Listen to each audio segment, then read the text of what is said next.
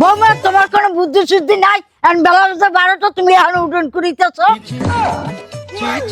আমাদের সময় সকাল 5টায় উঠন করিতাম। তোমার বাবা মা কিছু শিখে নাই? ঠিক আছে মা, কালকে থেকে আমি ভোর 5টায় উঠান বাড়ি ঝাড় দিয়ে দেব। মা, দাঁত মাজা পেস্ট শেষ হয়ে গেছে, আমি এই পেস্ট কিনবো, আমারে কয়টা টাকা দেন। কি দাঁত মাজানি শেষ হয়ে গেছে? দাঁড়াও। এই নাও বৌমা। ও শাশুড়ি মা, ইটার টুকরা দিয়ে কি হবে? আজ আমার রাজধানী, আমাকে সময় দাঁত মাজানি ছিল না, আমরা ইডির কুচে দিয়ে দাঁত মাজতাম। নাও তুমি এই ইডির কুচে দিয়ে দাঁত ঘষো।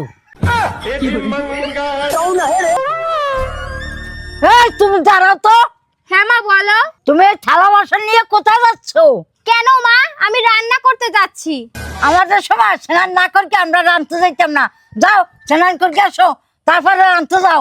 আসলে মা খুব গরম তো, এর জন্য ভাবছিলাম আগে রান্নাটা করে তারপর স্নান করতে যাব। কি আমাদের সময় অনেক গরম ছিল বাপু। যাও স্নান করকে তারপর রাঁধতে যাও। আচ্ছা ঠিক আছে মা। तो दोस्तों हमारे इंडियन लोग जो है ना আর শোনো, আমার লাগে একটু চা করে আনো। দাঁড়া বুড়ি, তোর ব্যবস্থা আমি করছি, তুই একটু খালি দাঁড়া।